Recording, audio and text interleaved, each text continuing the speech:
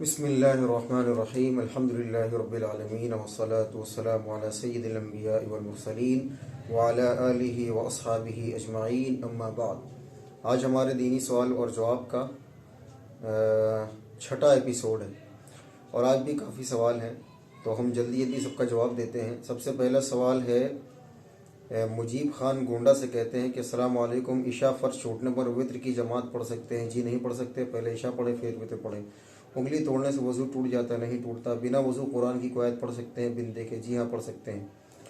اگلا سوال ہے، اگر کسی نے ہیپی برتھ ڈے کی پوسٹ لگائی اور ہم نے ہیپی برتھ ڈے لکھ دیا تو کیا ایسا کرنا گناہ ہے؟ بھائی دیکھیے، یہ ہیپی برتھ ڈے غیروں کا طریقہ ہے تو اس کو بولنے سے بچنا چاہیے۔ باقی یہ کبیرہ گناہ تو نہیں ہے، لیکن اگر اس کا رواج بنایا گیا تو بھائی یہ ظاہر سی بات ہے کہ اللہ کے نبی صلی اللہ علیہ وسلم نے فرمایا کہ جو جس قوم کی مشابہت کو اختیار کرتا ہے وہ انہی میں شمار ہوتا ہے۔ کیا مرد کو ایک چھوٹی سی گولڈ رنگ پہننا بھی حرام ہے؟ جی ہاں، مرد کو ایک چھوٹی سی گولڈ رنگ پہننا بھی حرام ہے۔ کیا وضو کرنے کے بعد چہرے پر کوئی کریم لگا سکتے ہیں؟ جی ہاں لگا سکتے ہیں۔ تراویح 2 یا 3 ٹائم میں پڑھ سکتے ہیں، مثال کے طور پر 6 رکعت عشاء کے بعد 14 تہجد میں؟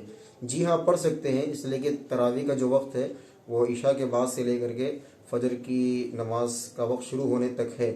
لیکن بہرحال اگر آپ ایسے تراویح پڑھیں گے تو جماعت سے محرومی ہوگی، تو بہتر تو یہی ہے کہ مسجد میں جماعت کے ساتھ پڑھیں، لیکن اگر آپ ایسا پڑھنا چاہیں تو پڑھ سکتے ہیں۔ سوال یہ ہے کہ اللہ نے دنیا بنائی، اس کے بعد آدم علیہ السلام کو بنایا، اس کے بعد حضرت آدم علیہ السلام کی بیوی یعنی ہم سب کی ماں کو بنایا، اس کے بعد آپ کے بیٹے پیدا ہوئے۔ میرا سوال یہ ہے کہ آبادی پھیلنا شروع ہوئی تو حضرت آدم علیہ السلام کے بیٹوں کی شادی کس سے ہوئی؟ بھائی ان کی شریعت میں جو ان کی اولاد کا تھا وہ آپس میں نکاح ہوتا تھا، اس کی وجہ سے اولاد اور ان کی ذریت وجود میں آئی۔ ہماری شریعت میں تو حرام ہے، لیکن آدم علیہ السلام کی شریعت میں یہ جائز تھا۔ سوال پوچھتے ہیں نمبر 1، فرض نماز چھوٹنے پر وتر جماعت سے پڑھ سکتے ہیں؟ بھائی یہ سوال تو بتا دیا ہم نے، یہ بھی ہو گیا۔ کونین صاحب رائے بریلی سے کہتے ہیں قرآن مجید کو پڑھتے ٹائم آنے والے سجدے پڑھنا کیسا ہے؟ بھائی سجدے امام ابو حنیفہ رحمۃ اللہ علیہ کے نزدیک واجب ہے، تو اس کا چھوڑنے والا گنہگار ہے۔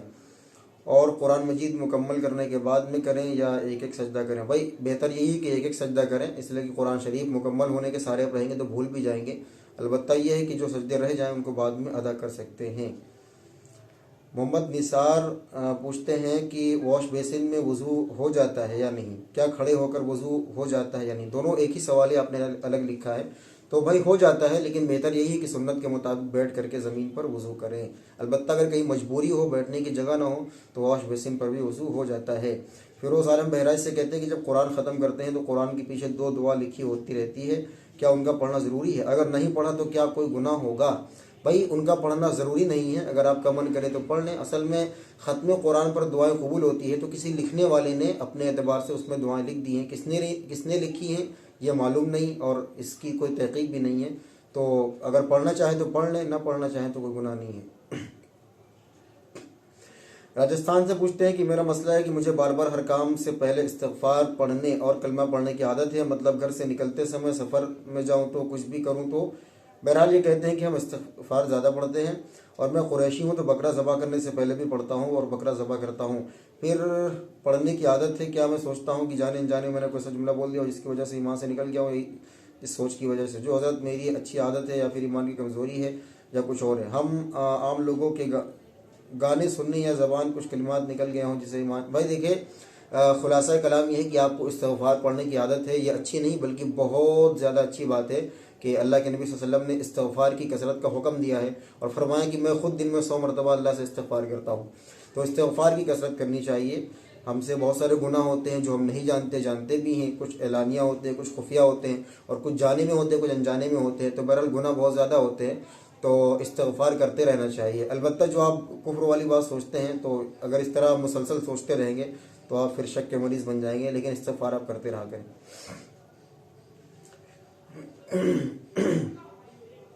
ایک سوال 2 مرتبہ آ گیا آج۔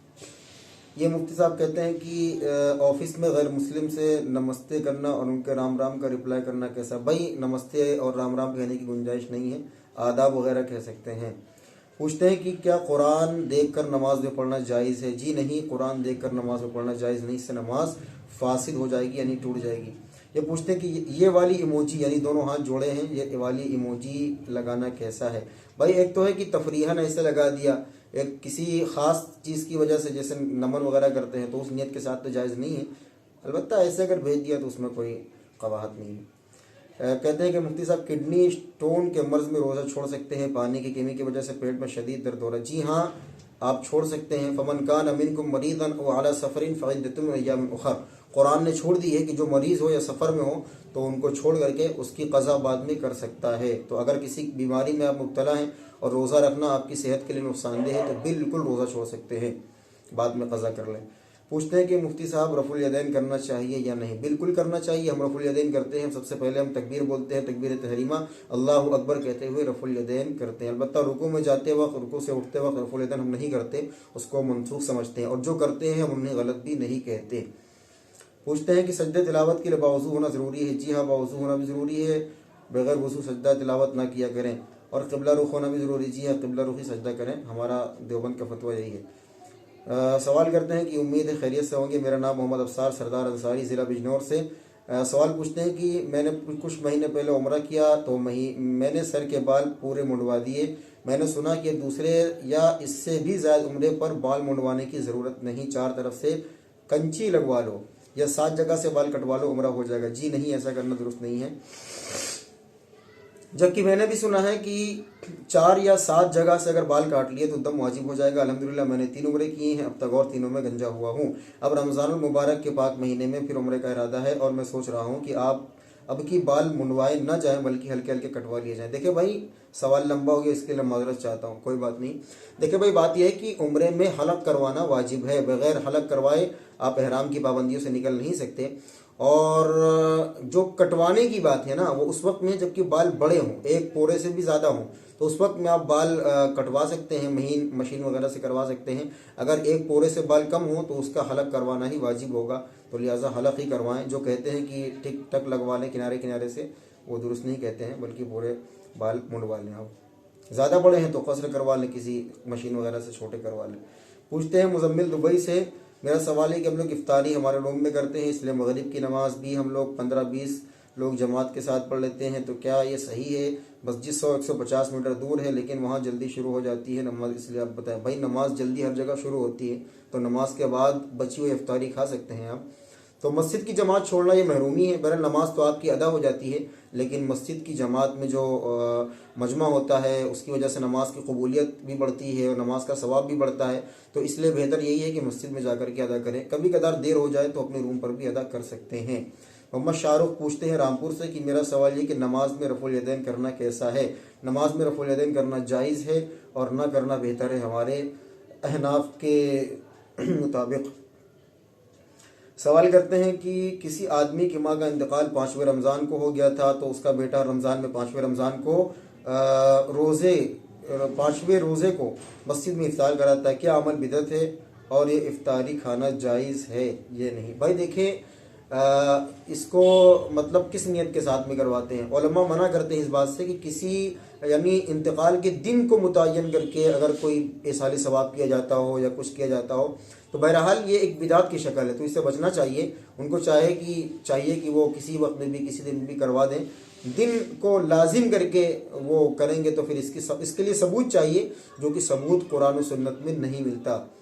پوچھتے ہیں کہ مفتی صاحب پرفیوم کا استعمال کرنا کیسا ہے؟ بھائی پرفیوم کا استعمال کر سکتے ہیں، پرفیوم میں جو الکوہل ہوتا ہے وہ چاول اور سبزیوں کا ہوتا ہے، اور الکوہل جو ہے وہ کھجور کا، انگور کا اور اسی طریقے سے کشمش کا، اس طرح کا جو الکوہل ہوتا ہے وہ حرام ہے لگانا بھی کھانا بھی، اور جو اس کے علاوہ جو الکوہل ہوتے ہیں وہ اس کو استعمال کرنے کی اجازت ہے اگر کپڑوں وغیرہ میں لگائے جائے تو۔ بہن کو زکوٰۃ دے سکتے ہیں چچیری ہو یا سگی ہو؟ جی ہاں دے سکتے ہیں، چچیری ہو یا سگی ہو، جبکہ وہ زکوٰۃ کی مستحق ہوں تو۔ پوچھتے ہیں فیروز صاحب کہ جیسا کہ ہمارے محلے میں ایک ہندو عورت تھی، انہوں نے ایک مسلمان بھائی سے شادی کی اور ایمان لے آئیں، اب ان کا ایک لڑکا بھی ہے 15-16 سال کا، وہ بھی الحمدللہ مسلمان ہو گیا، لیکن ان کا ختنہ نہیں ہوا ہے۔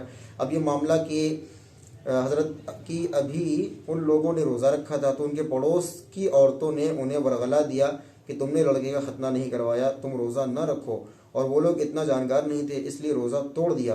کیا مسلمان ہونے کے لیے ختنہ ضروری ہے اگر وہ کوئی ہندو ہو اور جلد ہی مسلمان بنا ہو؟ بھائی دیکھیں فیروز صاحب، مسلمان ہونے کے لیے ختنہ ضروری تو نہیں ہے، البتہ ایک بہت ہی بڑا اور سنت عمل ہے، تو لہٰذا اگر کوئی بندہ نیا اسلام میں داخل ہوا ہے تو اس کو چاہیے کہ وہ ختنہ کرا لے، اس لیے کہ ختنہ نہ کرانا بہت بڑی سنت سے محرومی ہے، اور کہیں نہ کہیں یہ ایک اسلام کی ایک مضبوط دلیل بھی ہے یہ۔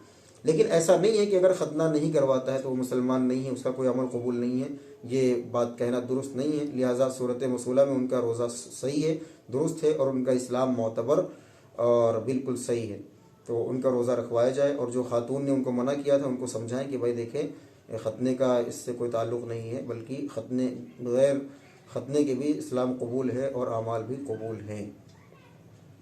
سہیل صاحب ابروہا سے کہتے ہیں کہ میں فلاں فلاں جگہ سے ہوں، سوال یہ ہے کہ میرا ایک دوست مسلم، ہماری دوستی کو 7 سال ہو گئے ہیں، زیادہ گہری نہیں، بس صحیح ہے، خیر وہ جب بھی ملتا ہے تو سلام کرتا ہے، میں اس کا سلام کا جواب دوں، ہاتھ ملاتا ہے مسافر کی طرح، انشاءاللہ ماشاءاللہ کہتا ہے، سبحان اللہ، یہ الفاظ بھی اکثر بات چیت میں استعمال کرتا ہے۔ نماز روزہ تراویح کے بارے میں بھی علم ہے، مجھ سے تھوڑے پیسوں کی ضرورت پڑی، میں نے دے دیے۔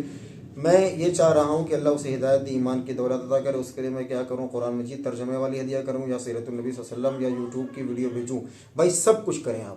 سب سے پہلے تو اپنے اخلاق کو اس کے لیے اچھا کریں، ماشاءاللہ آپ کے پہلے سے اچھے ہیں، اور دوسری بات اس کی ہدایت کے لیے دعا کریں، تیسری بات آپ اس کو دعوت بھی دیتے رہیں حکمت اور بصیرت کے ساتھ میں۔ تو قل هذه سبیلی ادعو الی اللہ علی بصیرۃ انا ومن اتبعنی، رسول اللہ صلی اللہ علیہ وسلم سے فرمان ہے اللہ کا کہ اے نبی آپ کہہ دیجئے کہ میرا راستہ یہ ہے کہ میں لوگوں کو اللہ کی طرف بلاتا ہوں حکمت اور دانائی کے ساتھ میں اور بصیرت کے ساتھ میں، اور میرا بھی راستہ یہی ہے، اور جو میرے ماننے والے ہیں ان کا بھی راستہ یہی ہے۔ تو آپ وحدانیت کی تعلیم ان کو دیجئے، اور اس کے علاوہ آپ انہیں قرآن شریف بھی ہدیہ کریں اور سیرت مصطفیٰ بھی ہدیہ کریں، اور ایسے بیانات جو نافع ہوں ان کے لیے اور ان کے ایمان لانے کا سبب بن سکتے ہوں، ان بیانات کو ضرور بھیجیں، تو اسے انشاءاللہ آپ کے لیے بہت بڑی کامیابی ہے۔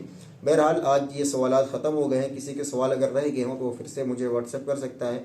تو بہرحال سوال بہت زیادہ ہو جاتے ہیں، لیکن اب کیا کریں، جواب بھی دینا ضروری ہے، تو اگر سوال کرنا ہو تو واٹس ایپ کا لنک موجود ہے ڈسکرپشن میں، آپ سوال کر سکتے ہیں، اور ویڈیو کو دیکھتے رہا کریں، اس لیے کہ آپ لوگ ویڈیو دیکھتے نہیں، بعد میں سوال وہی کرتے ہیں کہ بھائی یہ سوال ہے، حالانکہ میں وہ مسئلہ ویڈیو میں بیان کر چکا ہوتا ہوں۔ تو 10 منٹ کی ویڈیو ہوتی ہے بھائی، دن بھر فیس بک اور واٹس ایپ انسٹاگرام ریل وغیرہ دیکھا جاتا ہے، تو 10 منٹ کی ویڈیو دیکھ لی جائے، اگر کچھ نالج بڑھے گی اسلام کی، دین کی، مسائل کی، تو اس میں کیا حرج کی بات ہے۔ بہرحال اللہ ہم سب کو عمل کی توفیق نصیب فرمائے۔ السلام علیکم ورحمۃ اللہ وبرکاتہ۔